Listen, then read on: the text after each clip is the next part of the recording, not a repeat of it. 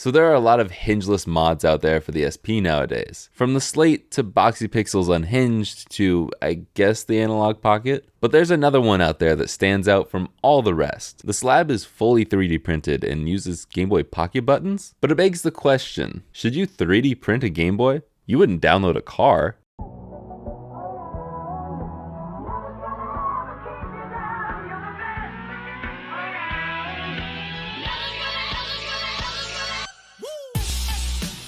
I totally forgot to cover that.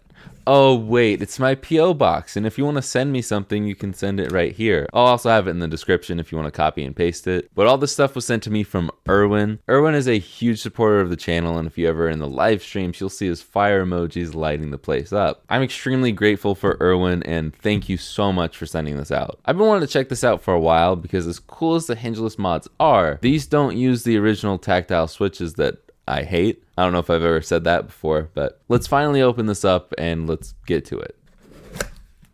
He didn't send me all of this stuff. I bought the mod kit and the buttons from RetroGameRepairShop.com, and if you want to use code Jake to save 10%, then, well, you can. I don't know where I was going with that one. Erwin also sent over some wires, but I'm actually going to use my wires because we're going to use a lot of wire here, and having different colors is going to be very helpful. If you're looking for a tutorial, I'm sorry, this isn't gonna be one. This all looks pretty straightforward, and I've seen tutorials in the past, so I might regret not looking up instructions. We'll see. Yeah, we're just gonna go for it. We'll talk a little bit about this while I build it, and then I'll review it at the end. I don't have the Boxy Pixel Unhinged, so I'm not gonna be able to compare it to that. Otherwise I would.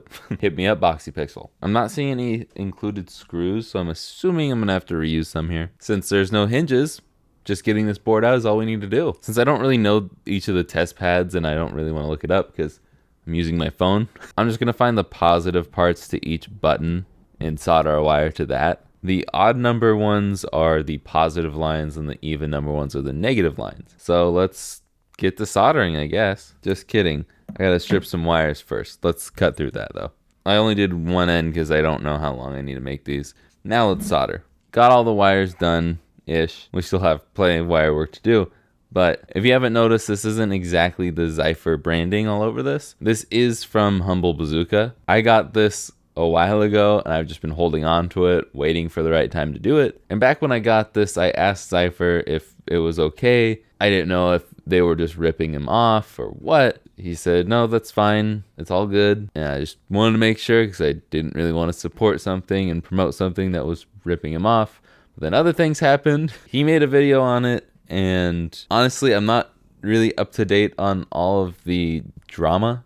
I'm just going to leave Xipher's video down below if you want to check that out if you're thinking about doing this yourself. As far as I know, Xipher himself doesn't sell anything other than the PCBs. I don't think he does any of the printing, and I don't have a 3D printer myself, so this is what I got. Yeah, I just want to put that out there. I'm a fan and supporter of Xipher, and I don't want to do him wrong, but I'm going to use the stuff that was given to me as a gift. All right, let's install some stuff.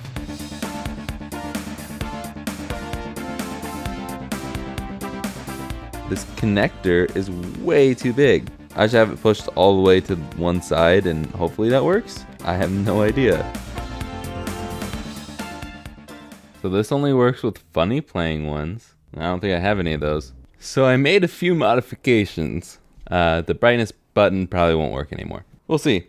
I'm just gonna come back when this is done. So yeah, I did a few things wrong here. The slab is definitely made for the funny playing kit, but after a lot of finagling, I got it to work. I had to trim a lot and use a different smaller switch for the brightness button, but it all works now. That shows you how much more I love the unbranded kit versus the funny playing one. It turned into a 4-hour plus project because of that. And before a bunch of people ask me in the comments why I don't like the funny playing one, that's because it doesn't get as bright as the unbranded one, and it doesn't remember the brightness levels. And I guess this is my first talking point for the review. Even if you do everything the correct way, it's still a lot of tedious soldering. It's pretty straightforward since I did it without following the tutorial, but it can be tricky soldering and managing all those wires. Every time I closed it up to test it, something else would break and I'd have to go back in and fix it. So if you're not willing to put in the time and effort for this, the slab's not for you. I do really like this thing though. It looks clean and solves my biggest problem with the SP.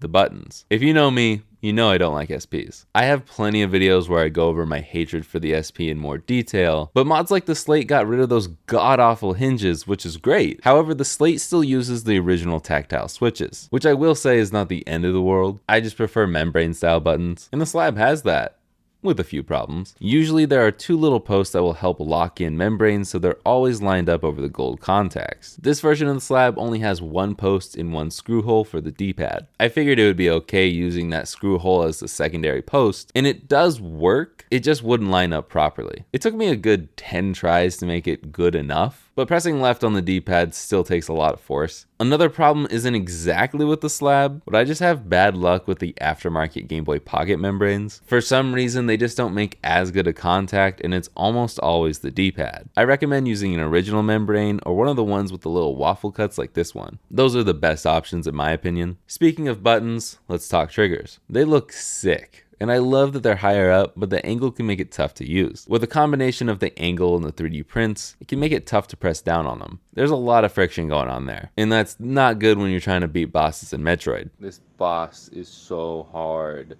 Makes it really hard with these freaking triggers. Look at this. I think it also has to do with the height of the buttons, and since 3D printing isn't super smooth, there's going to be a lot of grit to catch on to. This is me just after filming this video. I decided to look up if Xipher made any revisions, and his doesn't have any angled triggers, but the Humble Bazooka one does. I don't know. And let's talk about the elephant in the room. What are you doing here, man? Anyway, how comfortable is a 3D printed shell? I do like to feel the texture, but I think it's a little too rough for gaming. My bigger issue really is that the edges are a bit too harsh. I think if the edges were smoother, it would be a lot more comfortable. But I promise I like this. I think with a few changes and maybe an injection molding, this would be the perfect SP for me. The long and tedious build process isn't that bad once you're done, because after that, you're not going to get in it that much, unless you're trying to get B-roll like me. That's going to be fun. But it also wouldn't hurt to have a more streamlined build process. I'm trying to be less negative in my videos because I tend to complain a lot even when I like the product. If complaining was a competitive sport, I'd be a pro. I'd have an issue with calling it a sport though. But I'm sure a lot of you want to know which one I like more. The Slab or the Slate? The Analog Pocket. Another product I complained a lot about, but I kind of want to make a follow-up video on that. Seriously though, both the Slab and the Slate are fairly equal, sorta. But while they may look similar in design, they are very different. Their differences kind of balance them out though. The Slab can use more accessories like the GameCube cable, but the Slate is easier to build. I don't think it's fair to compare them, but if I had to choose, I'd go with the Slate. And that's not because you can use code Jake to save 10% off the Slate parts at RetroGameRepairShop.com. You can also use code Jake to save 10% on the Slab parts at RetroGameRepairShop.com. You can't buy all the Slab parts there, but you can buy like the mod kit and buttons. But what do you guys think? Let me know in those comments down below. If you haven't heard, there's an awesome new members only video for these beautiful people here. And if you want to watch me play Smash 64 with my friends, you can hit that join button down below. Or you can support me by subscribing. It's free and easy. And so is listening to Brittany. So like, subscribe, and I will see you guys in the next one. Later, guys.